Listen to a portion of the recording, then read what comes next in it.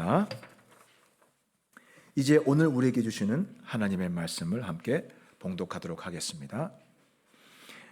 요한복음 8장 1절부터 11절까지의 말씀입니다.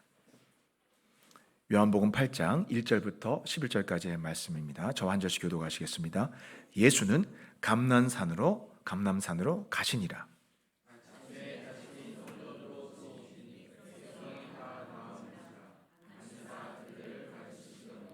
서기관들과 바리새인들이 음행 중에 잡힌 여자를 끌고 와서 가운데 세우고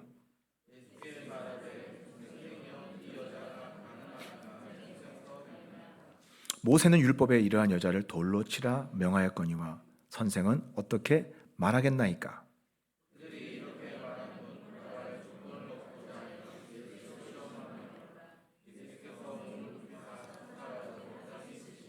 그들이 묻기를 마지 아니하는지라.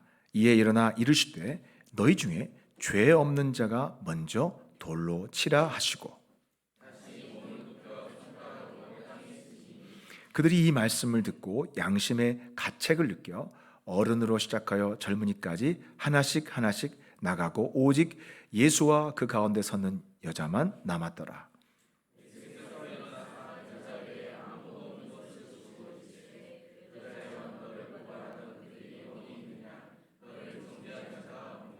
대답하되 주여 없나이다. 예수께서 이르시되 나도 너를 정죄하지 아니하노니 가서 다시는 죄를 범하지 말라 하시니라. 아멘. 오늘 말씀은 은혜 그리고 진리입니다라는 제목으로 함께 은혜를 나누도록 하겠습니다. 얼마 전에 한 남자 배우가 극단적인 선택을 했습니다. 국민들에게는 아주 친근하고 또 좋은 이미지를 가졌던 배우였습니다. 이 배우는 마약 혐의를 받고 있었는데 작년 10월부터 약 2개월간 매일 언론에 오르내리고 또 그 마약 혐의와 함께 그 술집 마담과 얽힌 아주 참 볼상사나운 그런 사생활에 대한 보도들이 연이어서 나왔습니다. 최종적으로는 마약 조사에 대한 결과가 음성으로 나와서 증거가 없는 것으로 밝혀졌습니다. 하지만 이미 온갖 사생활이 다 언론에 보도되었고 그걸 본 대중들은 이 배우에 대해서 이미 겉보기와 다르게 사생활이 아주 방탕한 사람이구나라는 그런 낙인을 찍었습니다. 사실 배우는 이미지로 먹고 사는 직업이잖아요. 이미지를 먹고 사는 그런 배우로서는 사실 사망 선고죠. 그러던 중에 그가 갑자기 죽음을 선택했다는 뉴스를 듣고 온 국민들이 큰 충격을 받았습니다. 그런데 그의 죽음 후에 비로소 언론의 자성의 목소리가 나왔습니다.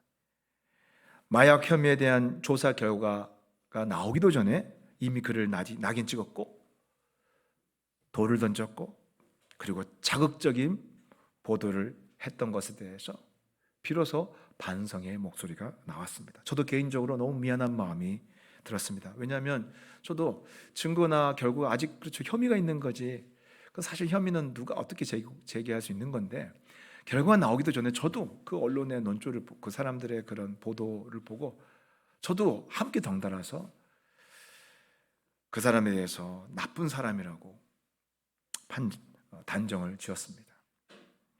개인적으로 저도 이렇게 되게 좋아했던 배우고 이미지가 좋았던 배우라서 그런 선택을 듣고 너무나 미안한 마음이 들었습니다. 그런데요, 이런 일이 비단 연예인에게만 일어나는 것이 아닙니다. 우리 주변의 일상 생활 속에서 우리 주변에서 심심치 않게 일어납니다. 직장에서, 그리고 아이들 다니는 학교에서, 그리고 공동체에서도 얼마든지 일어날 수 있는 일들입니다. 오늘 말씀은 너무도 쉽게 누군가를 정죄하고 또 비난하고 그리고 그 상처로 누군가가 죽어가는 이 시대에 우리에게 참으로 소중한 가르침을 주시는 귀한 말씀이라고 할 수 있습니다. 오늘 본문에서 예수님은 예루살렘 성전 뜰에서 아침부터 백성들을 말씀으로 열심히 가르치고 계셨습니다. 근데 백성들도 아침 일찍부터 예수님 말씀을 들으려고 아주 열심히 나와서 열심히 들었습니다. 그런데 갑자기 예수님 앞에서 충격적인 일이 벌어졌습니다. 바리새인과 서기관들이 옷도 제대로 갖춰 입지 않은 한 여인의 머리채를 잡고 끌고 왔습니다. 그리고 바리새인들은 예수님께 큰 소리로 물었습니다. 이 여인은 간음하다가 현장에서 붙잡혔습니다. 율법에 의하면 돌로 치라고 명하였는데 당신은 어떻게 하겠습니까? 여러분, 정말로 이 바리새인과 서기관들이 몰라서 예수님께 물은 겁니까? 전혀 아니죠. 오늘 보면 6절에 보면 이들이 이렇게 말하는 의도가 명확하게 기록되어 있습니다. 우리 한번 6절 읽어볼까요? 6절 읽어보겠습니다. 시작. 그들이 이렇게 말함은 고발할 조건을 얻고자 하여 예수를 시험함이러라. 예수님은 어떤 식으로 답변해도 사실 이 곤란한 상황에 빠질 수 있었습니다. 사실 완벽한 함정이라고 말할 수 있었습니다. 만일 벌벌 떨고 있는 이 여인을 불쌍히 여기셔서 이 여인 돌로 치지 말라고 하면 율법을 어기는 죄를 예수님도 짓게 됩니다. 율법에서 돌로 치라고 되어 있거든요. 그런데 또 반대로 예수님 만약에 이 여인을 돌로 치라 하면 그것도 로마의 실정법을 어기는 겁니다. 로마가 유대인들에게 자치권을 줬습니다. 상당한 자치권을 주어서 그래서 산헤드린 공의회 같은 데에서 율법을 가지고 이스라엘 백성들을 어느 정도 자치적으로 통치했습니다. 그런데 절대로 사람을 사형에 이르게 하는 형벌권은 주지 않았습니다. 그것은 그런 문제에 대해서는 반드시 로마 법정, 그러니까 그 로마 총독에게 가지고 와서 총독의 판결을 받고 총독이 사형 집행을 할 수 있는 것입니다. 그래서 예수님도 유대인들이 그렇게 죽이려고 했지만 죽이지 못하고 예수님을 어떻게 합니까? 로마 총독으로 데려가서 십자가에 못 박도록 압박을 해서 로마 총독 빌라도가 결국 사형 언도를 내린 겁니다. 그게 바로 로마 법이었기 때문에 그렇게 했던 것입니다. 예수님도 율법에 따라서 돌로 치라고 하면 나중에 로마법에 처벌을 받습니다. 바리새인과 서기관들은 완벽한 함정이라고 생각했습니다. 그런데 예수님은 이들의 물음에 대해서 가타부타 아무런 답을 하지 않으셨습니다. 그리고 어떤 행동을 하셨습니까? 땅에 손가락으로 말없이 글씨만 쓰고 계셨습니다. 그러자 유대인들은 딱 보고 예수님이 뭐라고 할지 몰라서 지금 굉장히 당하고 있구나. 속으로 기뻤죠. 드디어 예수님도 지금 무슨 말을 할지 모르니까 땅에다 이렇게 글씨 쓰고 있구나. 그러니까 이제 기세등등해가지고 계속해서 예수님을 다그쳤습니다. 여기 보면 7절에 보면 7절 한번 보겠습니다. 7절에 보면 그들이 묻기를 맞이 아니하는지라. 여기서 묻기를 맞이 아니하는지라는 건 뭐냐면 계속해서 다그쳤다는 거예요. 예수님 말 좀 해보세요. 평소에 잘난 척하더니 왜 말이 없으세요? 왜 곤란한 질문을 이렇게 묵묵부답으로 피하세요? 말을 하세요. 정정당당하게 말하세요. 계속 예수님 앞에서 막 그냥 압박을 하는 거예요. 그런데 주님은 아무 말씀이 없이 손으로 땅에 글씨만 쓰고 계셨습니다. 이건요 사실 예수님이 이전에 바리새인 서기관들과 논쟁할 때에 그들이 예수님께 시비를 걸 때 하셨던 행동과 전혀 달라요. 예수님은 그들에 대해서 정확하게 짚으셨어요. 뭐가 틀렸는지 정확하게 짚으셨어요. 그런데 오늘은 정말 특이한 행동을 하셨어요. 아무 말씀을 하지 않고 어떤 행동을 통해서 뭔가 메시지를 보여주시려는 행동을 하신 거예요. 도대체 예수님은 이 상황에서 무슨 글을 쓰셨을까요? 무슨 내용을 쓰셨을까요? 궁금하시죠? 저도 예수님 과연 이 상황에서 땅바닥에 무슨 글을 쓰셨을까? 제가 나중에 천국 가면 꼭 예수님께 개인적으로 질문하려고 해요. 예수님 그때 뭐라고 쓰셨습니까? 제가 그때 천국 오시면 알려드릴게요. 예. 무슨 내용인지 성경은 기록하지 않습니다.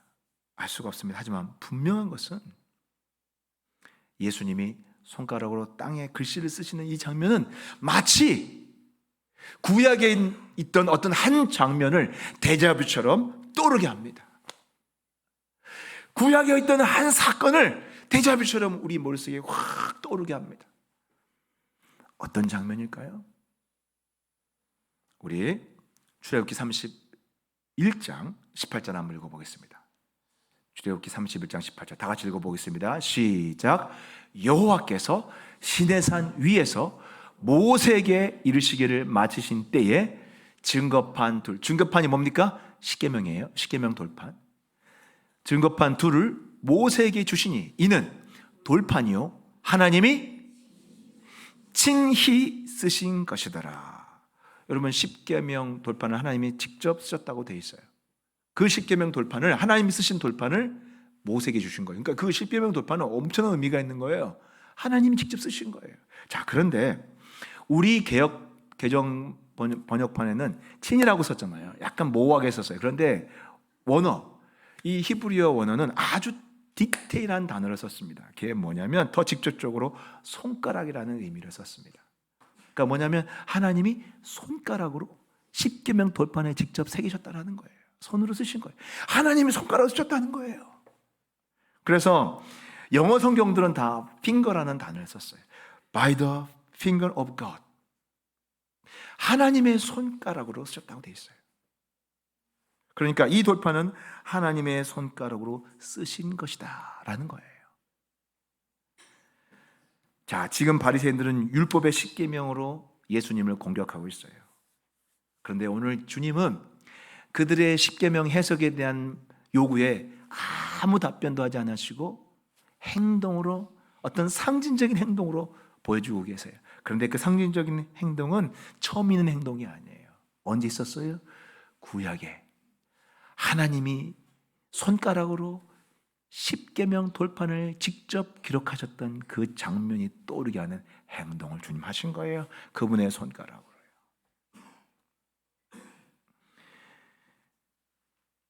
마치 너희에게 십계명을 직접 손가락으로 써서 준 저자가 누구인지를 아느냐 말씀하시는 것 같아요. 내가 이렇게 손가락으로 써서 이 십계명 돌판을 내가 너에게 주노라 라고 말씀하시는 것 같아요. 이 당시에 예수님 유명했습니다. 온 나라에 예수님에 대해서 막 이슈가 됐어요. 와, 그분은 선지자다. 정말 몇 세기에 타고난, 한번 나올까 말까 하는 랍이다. 뭐 선지자다. 죽은 예레미야가 다시 살아났다. 뭐 별 이야기들이 많이 났어요. 근데 그거는 잘못한 거예요. 예수님이 누구십니까? 오늘 예수님은 정확하게 이 손가락으로 글씨 쓰는 행동을 통해서 그분이 누구이신지를 정확하게 우리에게 보여줍니다. 누구예요? 십계명 돌판을 기록하신 하나님이라는 거예요.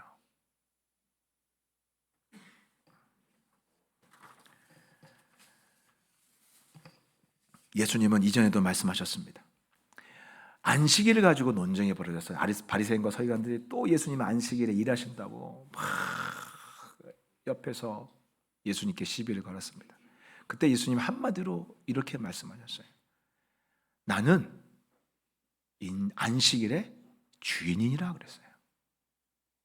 너희들하고 이거 가지고 해석의 문제로 싸울 일 아니라 내가 안식일의 주인이다. 내가 안식일을 만들었다 라고 하신 거예요.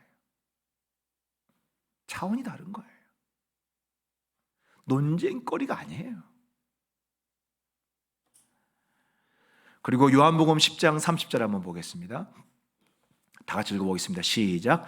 나와 아버지는 하나이니라. 나와 아버지는 하나라고 그랬어요. 예수님은 또 이스라엘의 조상 아브라함에 대해서도, 그러니까 예수님이 나와 아버지는 하나라고 하신 말씀도 그들에게 충격이지만 이들에게 좀 더 디테일하게 아주 피부로 와닿는 충격적인 말씀이 하나가 있어요. 그건 뭐냐면 아브라함을 두고 하신 말씀이에요. 그게 뭐냐면요, 우리 한번 요한복음 8장 56절 한번 볼까요? 성경에 기록되지 않은 내용을 예수님이 말씀하셨어요. 아브라함과 예수님 사이에 개인적으로 있었던 일을 예수님이 공개하셨어요. 성경에는 그거 창세기 없어요. 기록 안 됐어요. 근데 예수님은 자신과 아브라함 사이에 있었던 일을 말씀하시는 거예요. 우리 한번 볼까요? 시작. 너희 조상 아브라함은 나의 때 볼 것을 즐거워하다가 보고 기뻐했느니라. 유대인들이 이르되 네가 아직 50도 못 되었는데 아브라함을 보았느냐. 그 기가 막히죠. 이 당시에 2000년 전 일이에요. 2000년 전. 58절 시작. 예수께서 이르시되 진실로 진실로 너희에게 이르노니 아브라함이 나기 전부터 내가 있었느니라 아니에요. 있느니라. 한 번도 없었던 적이 없어요. 예수님은요. 그냥 창세기 전부터 지금까지 계속 계신 거예요. 너희들이 없었다가 생겼다 없었다 생겼다 한 거지. 나는 창세 전부터 지금까지 그대로 늘 있었다는 거예요. 기가 막히죠.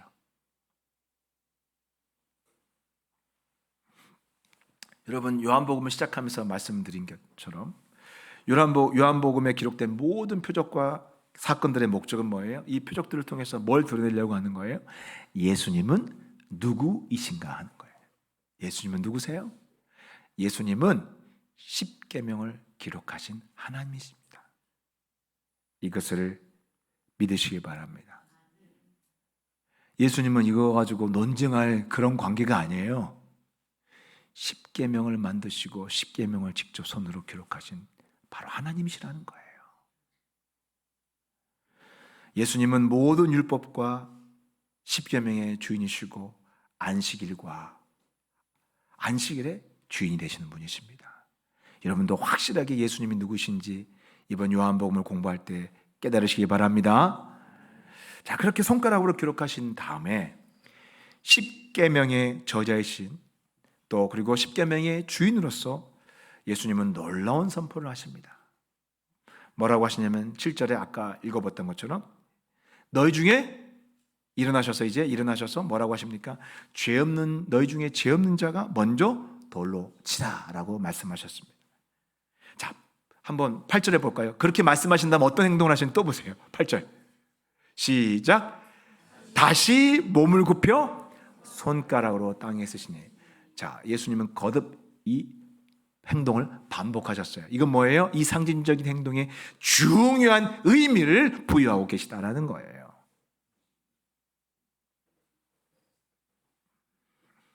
십계명의 주인이시라는 거예요. 자, 이 말을 듣자 기세등등했던 모든 사람들이 어른으로부터 젊은이들까지 다 듣고 도망을 쳤습니다. 왜 도망갔습니까?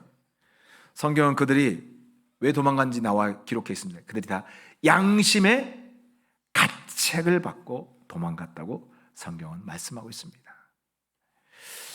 이것이 바로 율법의 진짜 기능입니다. 여러분, 로마서 3장에서 보면 율법 앞에서 의는 없나니 하나도 없다고 그랬습니다. 율법으로 치면 저와 여러분을 비롯해서 모든 사람, 어떤 인간도, 다윗도 아브라함도 어떤 인간도 엘리야도 어떤 인간도 율법 앞에서 의롭다함을 얻을 수 있는 사람은 한 명도 없습니다.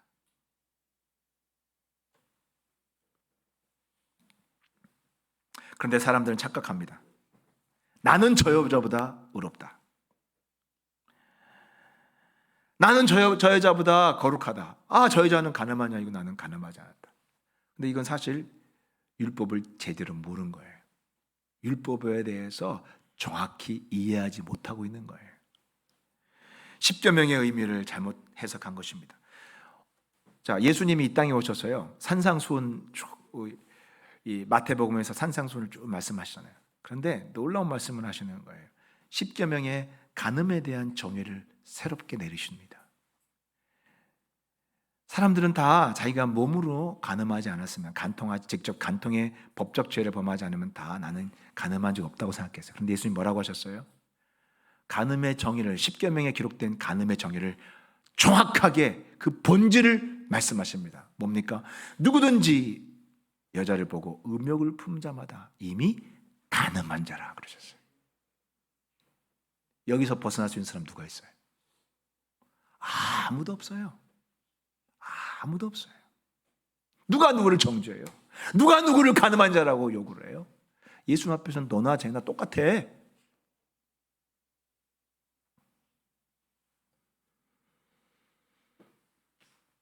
함부로 정죄하고 비난할 수 없습니다. 그건 진짜 뻔뻔한 거예요. 자기 죄는 자기도 똑같이 죄를 지었으면서 남을 비난하고 정죄하는 거예요.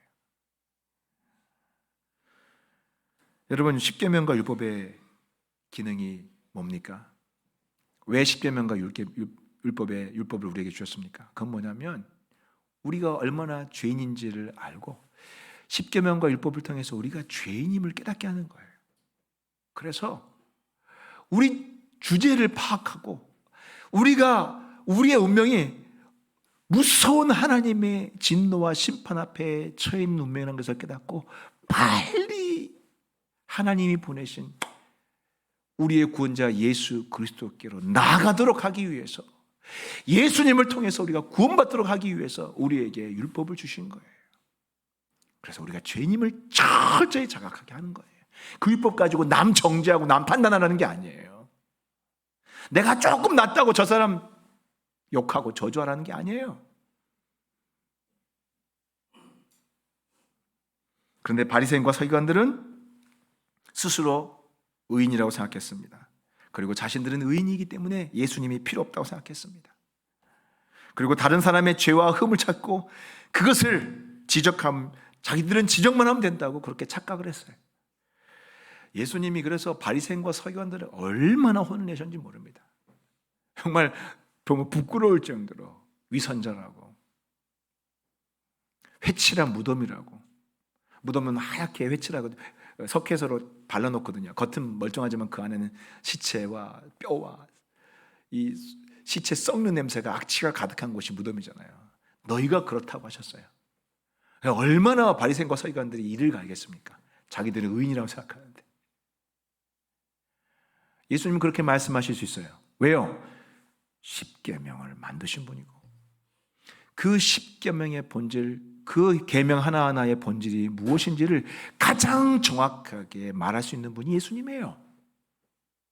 예수님이 저자이거든요. 마침내 모든 사람들이 다 도망가고 가늠하다 붙잡힌 여자 혼자만 남았습니다. 예수님 앞에 홀로 남은 이 여인은 어떤 상태였겠습니까? 진짜 드라마틱해요. 그리고 진짜 잔인해요. 그죠? 이 바리새인과 서기관들은 몰래 기다렸다가 덮쳤어요. 간음의 현장을. 오늘날로 말하면 모텔 거기에 다 카메라 다 설치하고 준비하고 있다가 잡아낸 거예요. 그리고 현장을 급습해서 이 여인을 끌고 나온 거예요. 근데 참 못된 건 뭐냐면 간음의 대상인데 남자는 뺐어요. 여자만 끌고 나왔어요. 그러니까 대충 여러 가지 짐작했어요. 이 여인을 그 남자와 미리 사전에 계획을 하고 유혹을 했을 가능성도 있고, 이 여인을 의도적으로 이 여인 남자는 풀어주고 이 여인만 데리고 예수님 앞에 온 거예요. 이것도 사실은 율법을 어긴 거예요. 그러니까 이 사람들이 얼마나 악한 사람들인지 모릅니다. 여러분, 그 요즘에 이슬람 사람들은 구약을 철저히 지키려고, 율법을 철저히 그들을 시행하려고 하는 사람들이잖아요. 그 사람들이 가끔 그 이슬람 율법대로 여자들을 이렇게 막 잡아다가, 간음한 사람들 막 잡아다가 처벌하는 거 보면 그런 장면들 있잖아요. 정말 잔인하잖아요. 거기 보면 인격적으로 대화하지 않아요. 그냥 여인을 질질 끌고 정말 눈뜨고 볼 수 없는 그런 일들을 합니다. 여기도 아마 마찬가지였을 것입니다. 질질 끌려왔을 것입니다. 신발도 못 신고 맨발로 끌려왔을 것입니다. 이 여인의 수치심과 두려움은 상상을 초월할 것입니다. 다 지금 남녀들이 다 둘러앉아 있잖아요.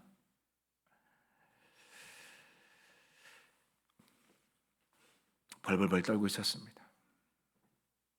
그때 사람들이 다 도망간 다음에 이제 여인과 예수님 홀로 남았습니다. 그때 예수님이 이 여인을 향해서 하신 첫 번째 말씀이 뭐예요? 첫 번째 말씀, 이걸 잘 보셔야 돼요. 왜 죄를 범했느냐?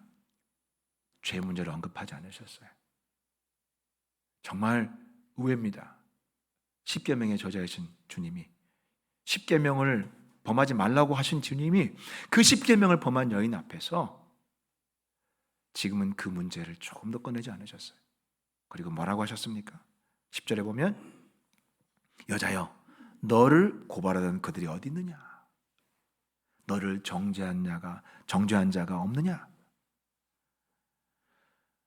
예수님이 지금 가장 관심을 가진 것은 이 여인 자체예요. 한 사람이었어요.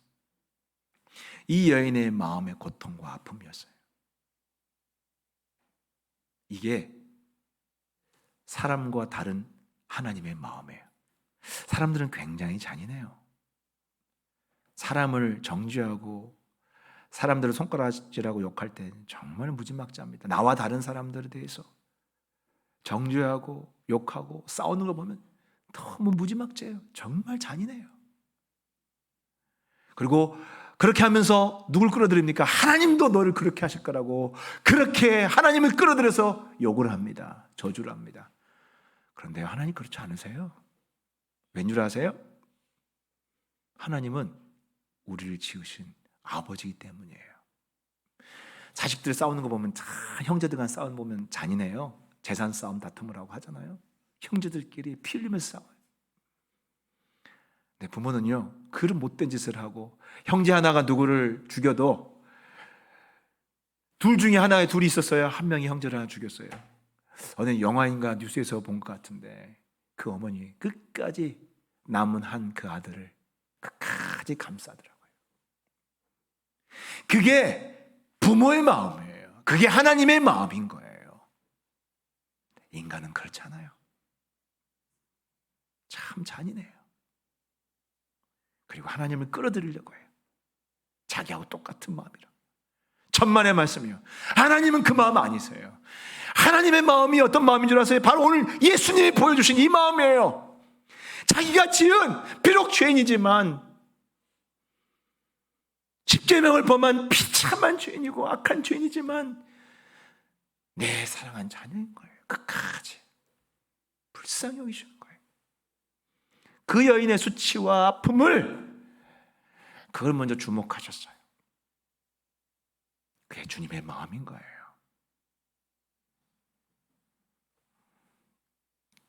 여인에게 두려움에 떨고 있는 여인에게 주변을 둘러보게 하셨어요. 사람들 있냐고. 여인 둘러봤어요. 아무도 없는 것을 확인했어요.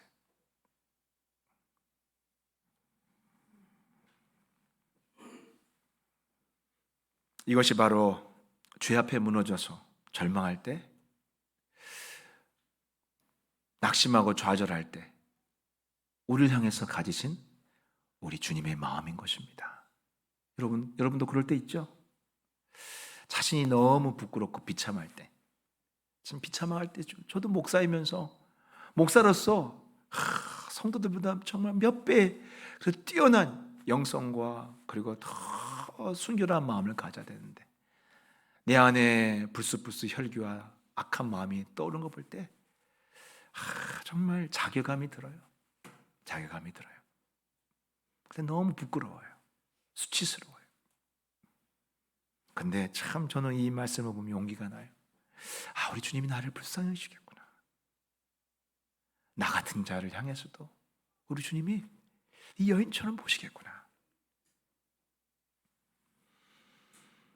주님은 우리를 불쌍히 여기십니다. 이것을 믿으시기 바랍니다. 그래서 여러분 부끄러운 순간에, 낙심된 순간에 빨리 주저하지 마시고 누구 앞으로 가야 돼요? 예수님 앞에 나가시기 바랍니다. 꼭 예수님 앞에 나가시기 바랍니다. 저는 이 장면을 보면서 제가 서두에 언급했던 그 배우가 떠올랐습니다. 그 배우 마치 가늠하다 현장에서 들킨 여인과 비슷한 상황 아니에요? 발가벗겨져서 사람들에게 돌팔 매질 당하고 부끄러운 사생활, 부끄럽죠. 그 수치스러운 대화, 통화 내용 다 그거 자기 아내와 자식들이 다 들어서 볼 텐데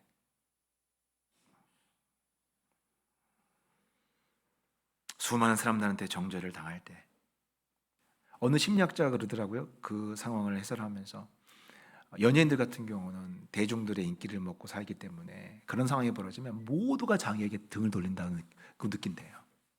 모두가 다. 한 사람도 예외 없이 자기에게 다 등을 돌릴 거라는 그런 생각에 빠진대요.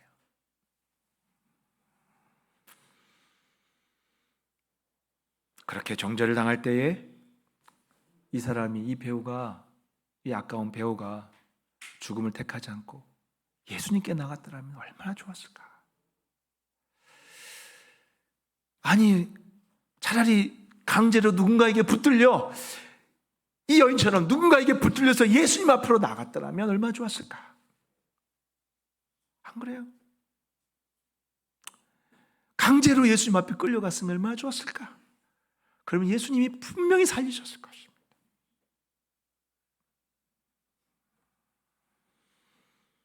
우리는 그래서 전도해야 됩니다.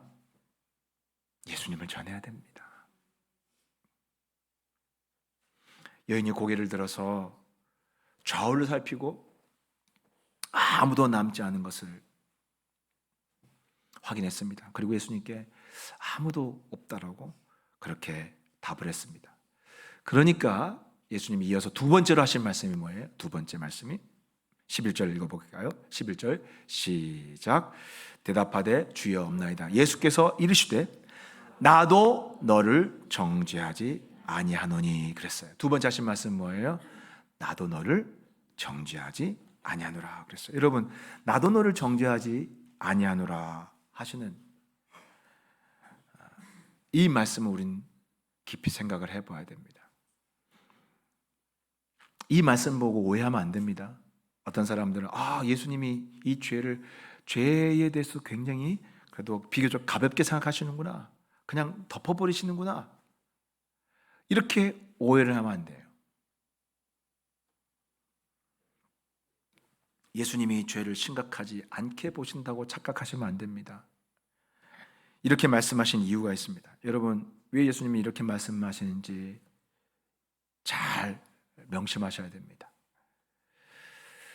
예수님이, 이 말씀은요, 예수님이 십자가 위에서 우리들을 위해서 하신 말씀과 연결되어 있어요.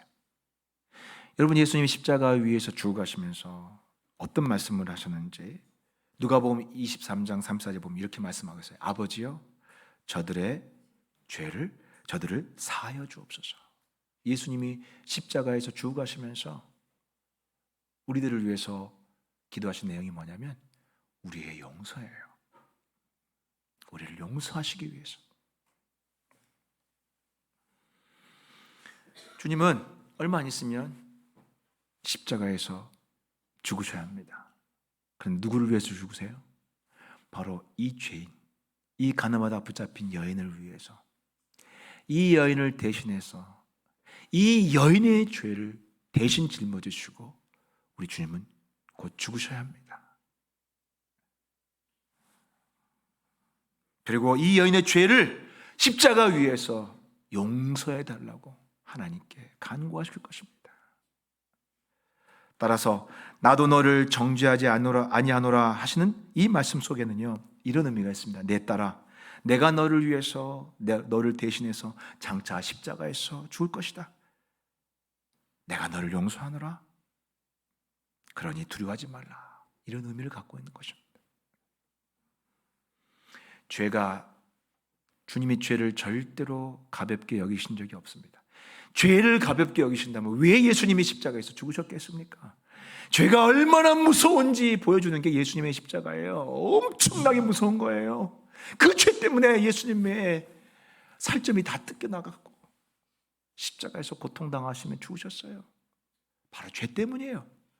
죄가 얼마나 잔인하고 무서운지, 그 죄가 끔찍한지를 보여주는 게 예수님의 십자가예요. 몸소 보여주셨어요.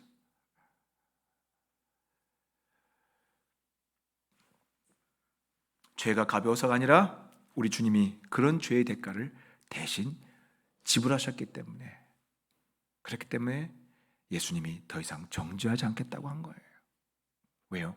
그 죄를 대신 짊어졌잖아요. 그래서 로마서 8장에 이렇게 기록하고 있습니다. 로마서 8장 1절 한번 읽어볼까요? 시작. 그러므로 이제 그리스도 예수 안에 있는 자에게는 결코 뭐가 없다고요? 그렇죠. 정죄함이 없나니 그런 거예요. 이것이 바로 죄인들을 향한 주님의 은혜인 것입니다. 여러분, 이 주님의 은혜가 없었으면 우리는 다 어떻게 됐겠습니까? 여러분, 이 여인처럼 우리는 수치를 당하고 돌에 맞아 죽어야 될 운명들입니다. 율법의 저주를 받아서 끊임없이 우리는 저주를 당하고 고통을 당해야 될 운명입니다. 그런데 우리는 여러분 한번 돌아보세요. 얼마나 죄를 많이 지었습니까? 얼마나 많은 죄를 지었음에도 불구하고 우리는 율법의 저주를 당하지 않아요. 왜 그렇습니까? 이 은혜 때문이에요. 예수님이 대신 짊어졌기 때문이에요. 이제 예수 그리스도 안에 있는 자는 누구도 결코 정죄를, 율법의 저주와 정죄를 당하지 않기 때문에 면제가 된 거예요. 이 얼마나 엄청난 은혜예요.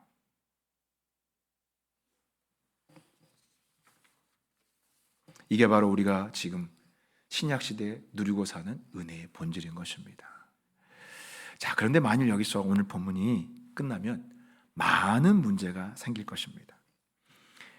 예수님이 나의 죄를 용서했으니 마음대로 죄를 짓고 살아도 되는구나, 신난다, 이렇게 할 것입니다. 하지만 주님은 용서의 은혜를 베푸신 동시에 그 다음에 즉시 어떤 말씀을 선포하셨어요? 그 다음 말씀이 뭐예요? 가서 다시는 죄를 범하지 말라고 추가로 말씀하셨어요. 이게 중요한 거예요.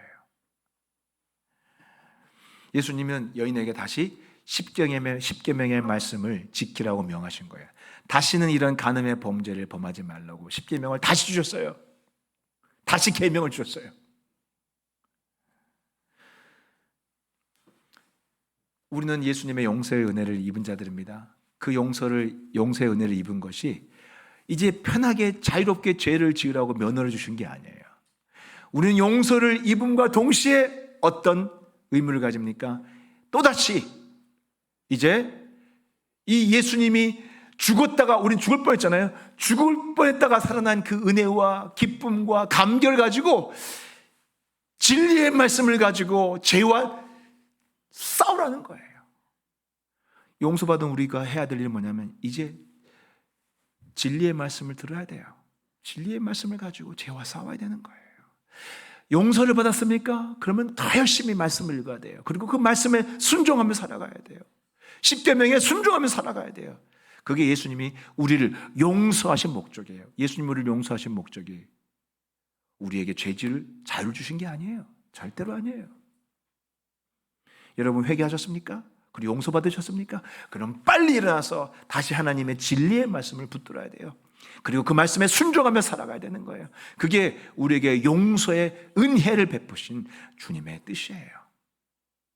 오늘 이 여인을, 가늠하다 붙잡힌 여인에게 주셨던 말씀이 바로 우리 신약 성도들 모두에게 주신 말씀이에요. 핵심적인 말씀이에요.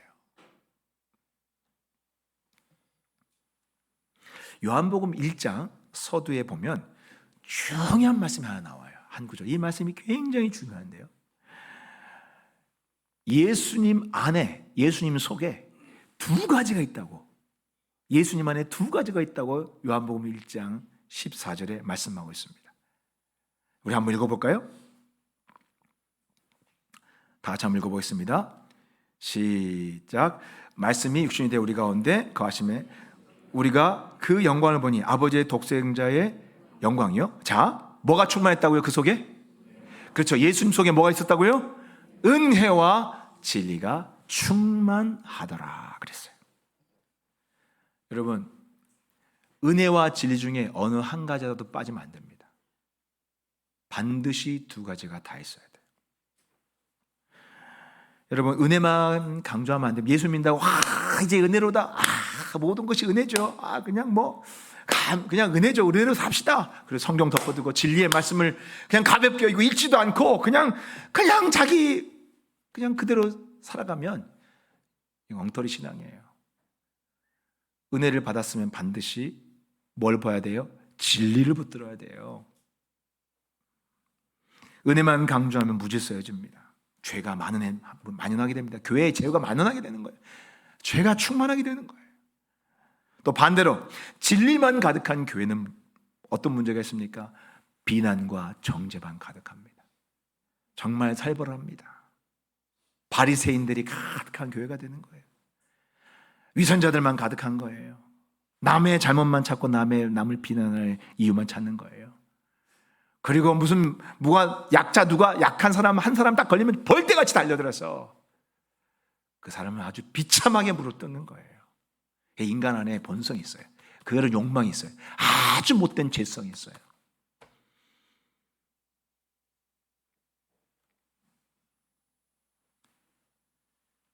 예수님 안에는 뭐가 가득했다고요? 은혜와 진리, 이 두 가지가 가득했습니다. 반드시 이 두 가지가 함께 있어야 됩니다.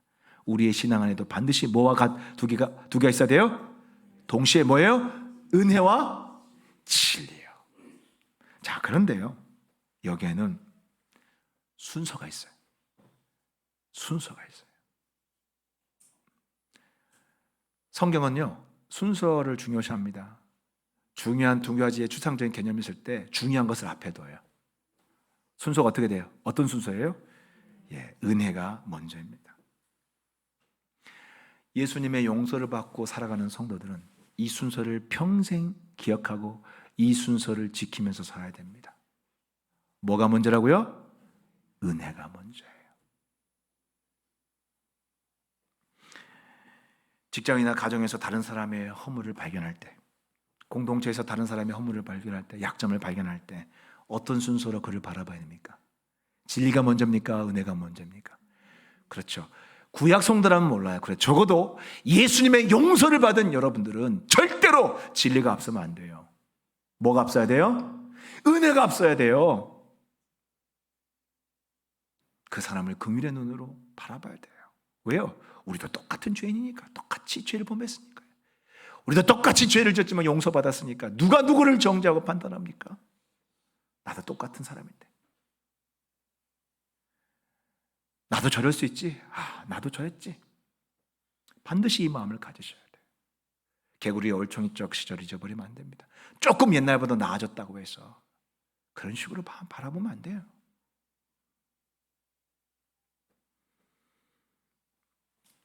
긍휼의 눈으로 봐야 됩니다. 은혜의 눈으로 상대방의 허물을 바라봐야 됩니다.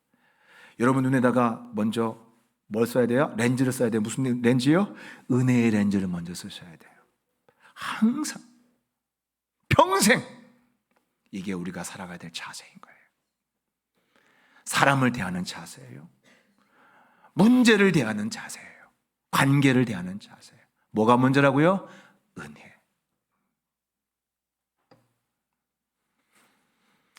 만일 우리가 긍휼의 눈으로 먼저 은혜의 눈으로 보지 않고 진리의 눈으로 보면요, 반드시 입에서 비난과 정죄가 튀어나옵니다.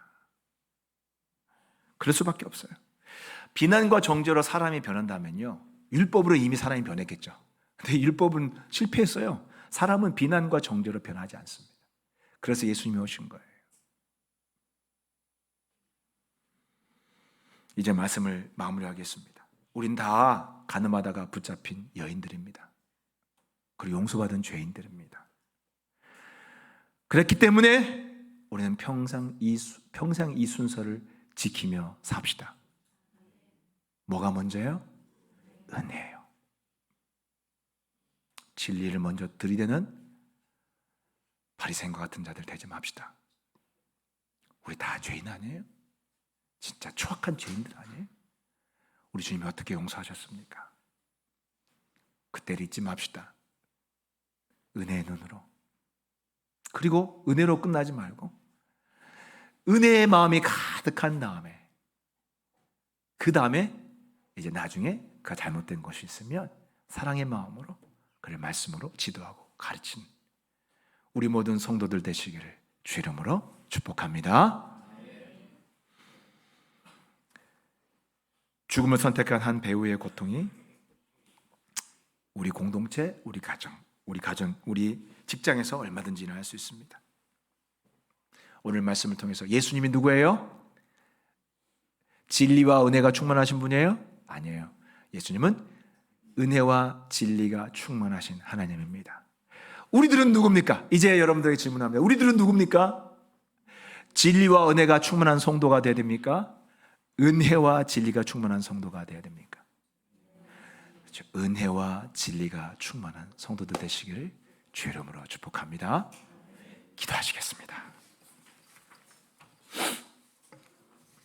우리 시간 기도할 때 하나님, 나는 가나마다 붙잡힌 여인과 똑같은 사람입니다. 하나님, 그때를 기억하게 하옵소서. 주님 앞에서 부끄러워서 절망하고 낙심했던 그 자입니다.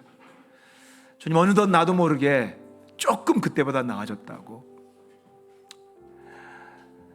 나보다 못한 사람을 정죄하고 판단하는